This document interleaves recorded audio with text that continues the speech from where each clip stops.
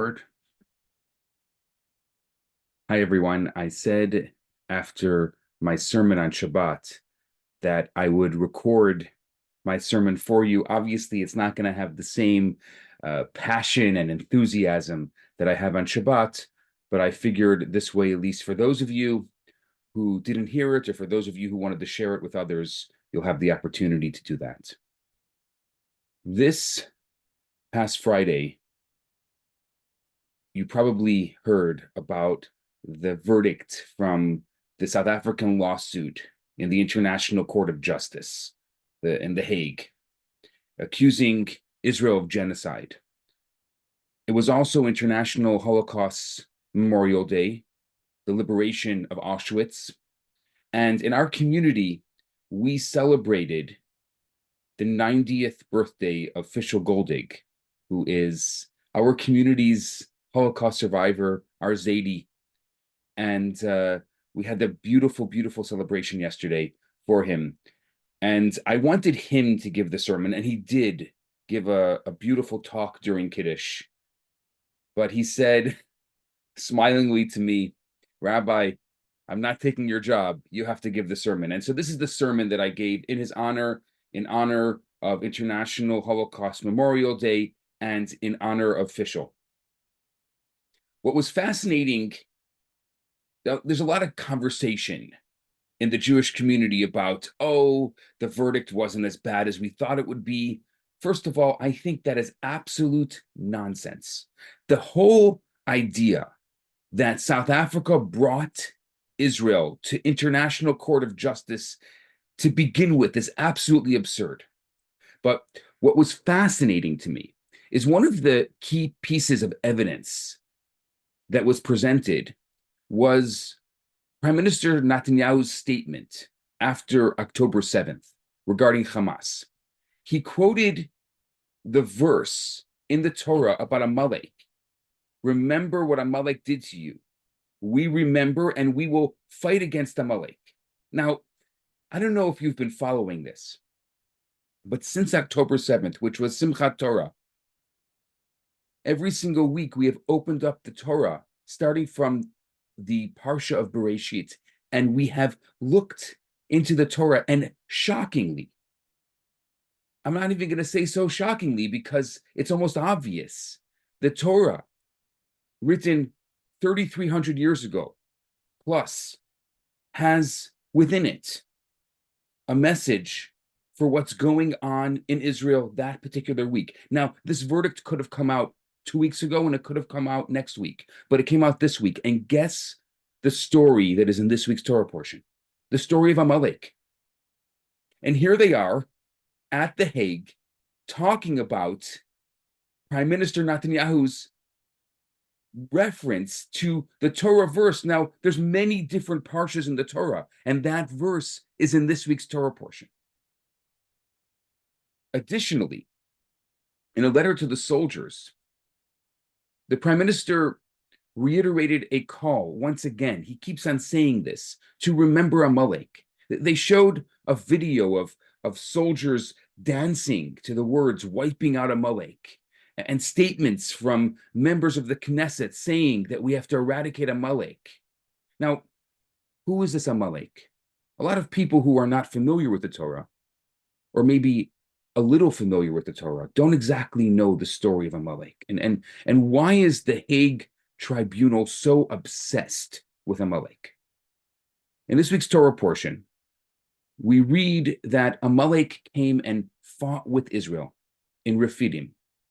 Now, let's set the conversation and the story of what's going on for the Jewish people. The Jewish people had just left Egypt. God had split the sea for them and performed miracles that shook the entire civilized world. God provided them with manna from heaven, brought forth water from a rock. Things were, let's just say, hunky-dory for the Jews. People also knew about the 10 plagues. They knew about the splitting of the sea. They knew that the Jewish people, the Israelites, were at the top, and people were afraid. And just when everything seems to be settling, they hear that Amalek is coming to attack. Now, who was Amalek? Amalek, the man, was actually the grandson of Esau.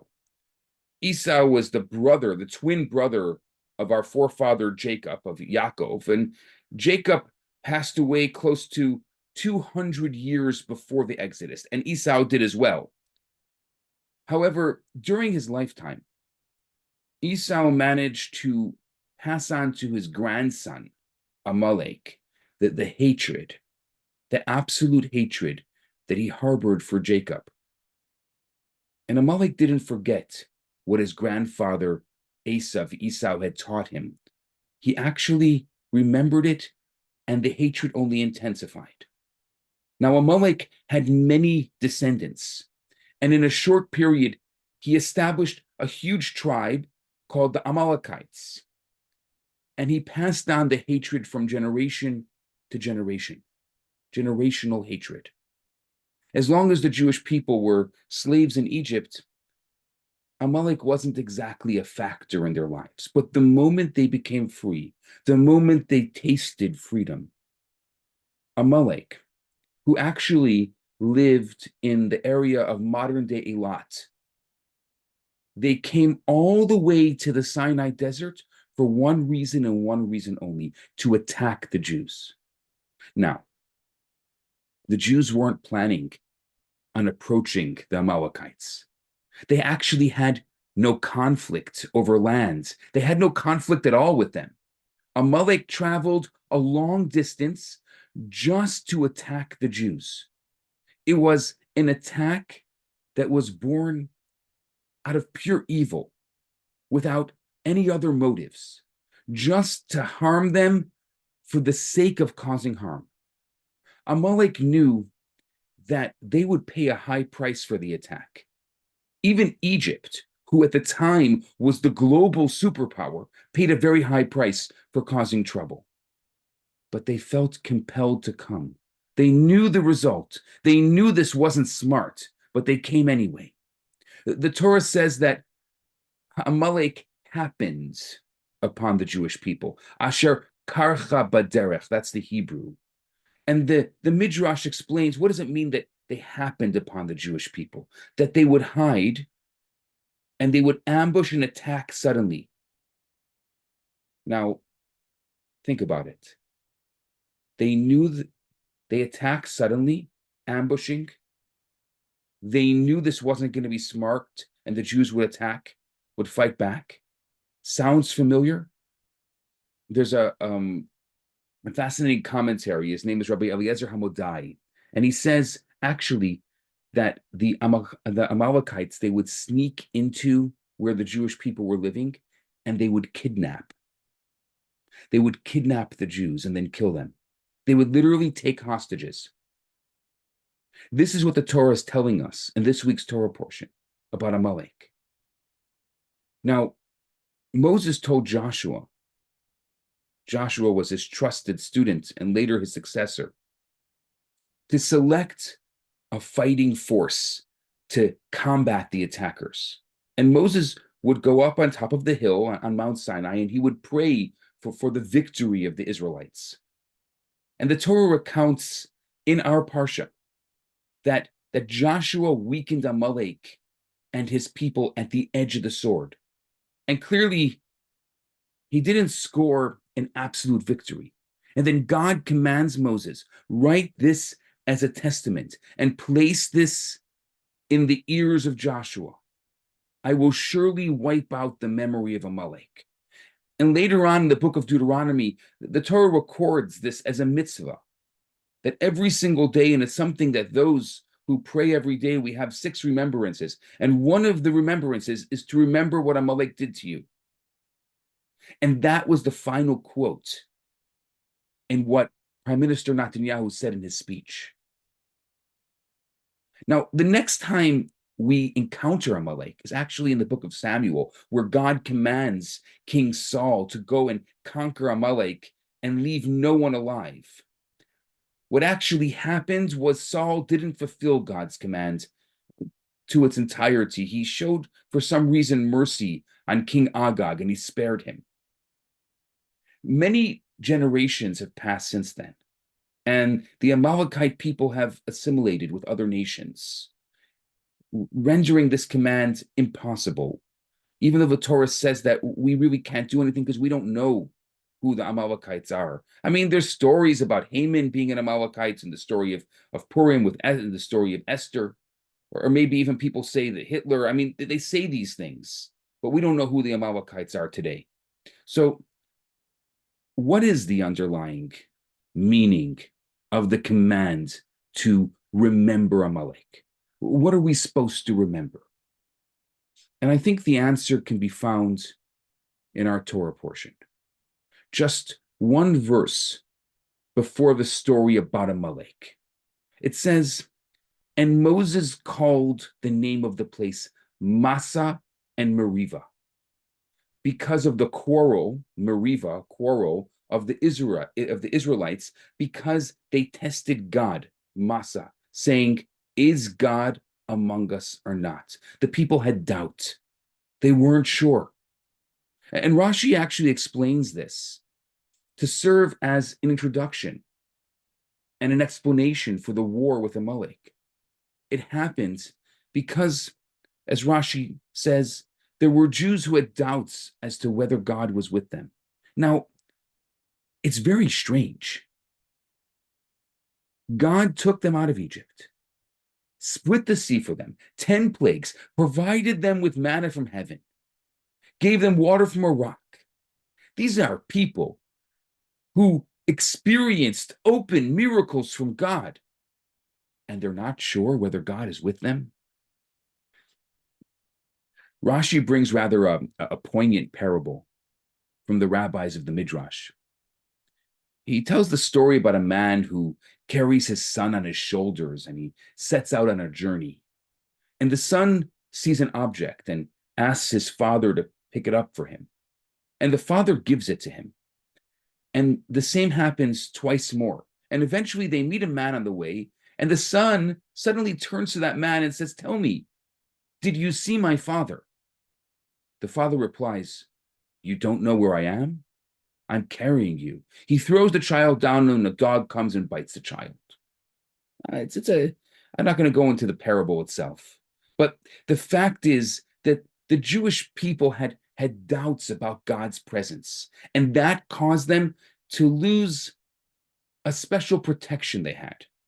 And as a result, Amalek attacks them. Now, what does it have to do with me and you? That's really what I wanted to get to in all of this. In Hasidic thought, in Kabbalistic thought, Amalek has the same numerical value as the word safek, which in Hebrew means doubt. Now, every single letter in Hebrew has a numerical equivalent. Aleph, which is the first letter, is 1, and so on. And so Amalek has the same numerology as the word safek, as the word doubt. The spiritual Amalek that we're commanded to always be aware of is doubt. Many times people tell me that they were taught in Hebrew school that Judaism is not about blind faith. In other religions, you have to accept everything, and if you ask questions, you get thrown out. But in Judaism, questioning is encouraged. There was a great story of the physicist Isidore Isaac Rabi, who won the Nobel Prize in physics in the 60s. And they asked him, how did you, a child of immigrants, a Jew, how did you end up winning the Nobel Prize? And he smiled and he said, most kids come home, and if their parent even speaks to them at all after school, they say, oh, did you have a good day? How was your day? My mother, in her native Yiddish, every single day when I came home from school, she would look at me and she would say, Isidore, hast gefragt a gute Kasche heint? Isidore, did you ask any good questions today? In English, a question means to ask, but questioning means to challenge. I think there's a very big difference between asking and questioning. Asking questions is to understand the meaning of the text. It's to understand the meaning of the teaching. It's positive, and it's necessary to understand and to learn and to grow and to become the great person that the Torah wants us to be. But a challenge. To challenge is to express doubts whether the Torah is true, whether God is true. And that in Judaism is not encouraged. If a person has doubts in faith, answers may not always satisfy them because doubts come from a different place. Now, when we think about the war in Israel, when we think of what's going on right now since October 7th, one of our primary challenges is the spiritual Amalek. Many young people in Israel, and especially abroad, young Jews on college campuses and all over the world today, they lack this internal conviction that the land of Israel belongs to the Jewish people. Deep inside, they're unsure about the just cause of the state of Israel. Maybe the land does belong to the Palestinians. After all, they were there before 1948, and apparently nothing happened before 1948. The UN approved giving the Jews part of the land in 1948, but that doesn't necessarily make it right. I've heard this from a lot of young Jews. Lord Balfour's declaration in 1917, supporting the establishment of a national homeland for the Jewish people, it doesn't grant us the right to expel the Arabs. I mean, unfortunately, this is the narrative that a lot of the Western media has been talking about. And young people, especially young people in universities, they're getting this very strong sentiment. And they're questioning if maybe, they were talking about Madagascar or they were talking about Uganda. Well, why don't we just go there? Why go back to Israel? And some people in the Jewish community feel like occupiers. They feel like the Jews are colonists. They're out for colonialism. And they lack the internal conviction to fight for the Jewish homeland. And when people say that Jewish students in American and Canadian university campuses are struggling to defend Israel, it's not merely a lack of information. It goes much deeper. I think a lot of people today, they're not convinced of the righteousness of the cause. Deep down, they fear that maybe the Palestinians are right. It's interesting. The Rebbe used to always refer to the state of Israel as Eretz Yisrael, the land of Israel. He wrote a letter in 1969 to President Shazar, and he explained to him why he uses this term. And he said that something established in 1948 by the will or approval of the nations of the world holds no validity and substance to answer the claims of the Arabs and the Vatican and the UN and the Canaanites, is what the Rebbe said, both open and hidden, that we stole the land. The Rebbe knew this in 1969. He said if the state is a new entity born in 1948, then we don't have a valid answer to the Arabs' claim that we expelled them from their homeland. And the Rebbe continued. He said, I don't delude myself that arguments of justice and righteousness will convince the UN and the Vatican, but it's absolutely critical for the morale of the soldiers and the university students in American colleges that the narrative be different. In a letter that the Rebbe wrote to M.K. Geula Cohen, the Rebbe continued explaining this. He said to her that Eretz Yisrael, the land of Israel, was given to the Jewish people from the Almighty in a covenant with our forefather Abraham. In exchange for the name Canaan, or Canaan, the name Eretz Yisrael was firmly established thousands of years ago. both in the Torah and among the people, from young to old. Matters like these are not subject to votes. They're not subject to majority decisions, which can change from time to time. Changing this name, he says, weakens the claim of the Jewish people to the land of Israel. A new name indicates that the entire matter began in 1948, and by implication, the Rebbe concludes, also the claim and ownership of Eretz Israel starts then. The sole foundation for our right to the land of Israel lies in its connection to the Torah. This unique claim is rooted in the divine promise that's made to Abraham, that's made to Isaac, that's made to Jacob, assuring this land for their descendants. And for those who lack this belief, who lack this connection to the Torah, defending the idea that the land belongs to us generally becomes a formidable challenge. So the way to challenge the spiritual Amalek, the way to challenge the doubt in our generation is through positive connections to Judaism. It's shocking, but not so shocking if you're aware that the International Court of Justice this week is talking about Amalek. And in this week's Torah portion, the conversation is about Amalek.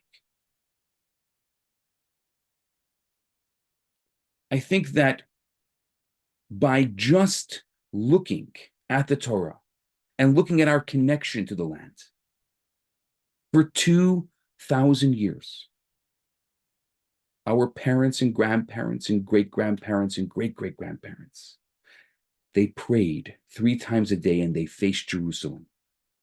There was only one reason why they weren't there in Jerusalem, is that's because they were expelled time and again, exiled from their land. For 2,000 years, they never forgot Jerusalem. For 2,000 years, every single time there was a chuppah, a marriage, a beautiful new family starting for the Jewish people, they would break a glass. Do you know why they break the glass? Today, we still break the glass to remember Jerusalem, to remember our homeland. And finally, after 2,000 years, we're back. We're back to our ancestral homeland. It didn't start in 1948. That was just our return to the place that we were exiled from, the place that we dreamt of. Our great-grandparents, they only dreamt that one day they could go back.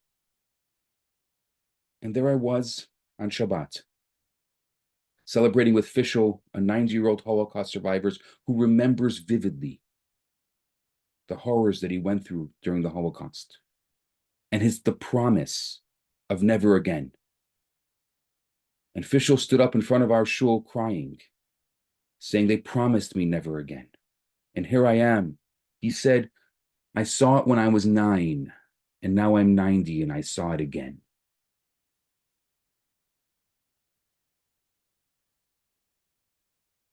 And so to Fishel and to all others, we must stand strong. We cannot let the Amalek within us win. We cannot allow any doubt to be within us. We have to remember that this is a land that we were given almost 4,000 years ago. And we lived in it and thrived in it. And then we were chased away. But every single day, 3 times a day, we faced it, we prayed for it, we cried for it. Once a year, on Tisha B'Av, we sat on the floor, we fasted, something we still do. And we hope that one day we'd be back. And today, I am honored that in my generation, in our generation, we can go. And as Jews today, right now, we can pray at the site of our temple. And part of our prayer is that very soon the third temple be rebuilt and that we enter an era of peace and tranquility. We don't want suffering. We don't want war. That's not what anybody wants. There's not one person in Israel that can tell you they want war. They want peace. We want to be able to live together. We pray a prayer that we've also been saying for over 2,000 years. We pray for an era of peace, for the era of the Mashiach, where there's no suffering, where the swords turn into plowshares, where we're able to live together. And may that day come immediately. And Hashem should bless every single one of us as we listen and we experience and we connect, that we should be able to be part of that solution, the real solution.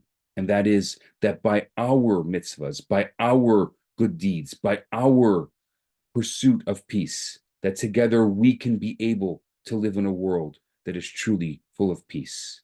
And there should be no more Amalek in our lives. We should remember Amalek, remember meaning, remember there used to be evil in the world.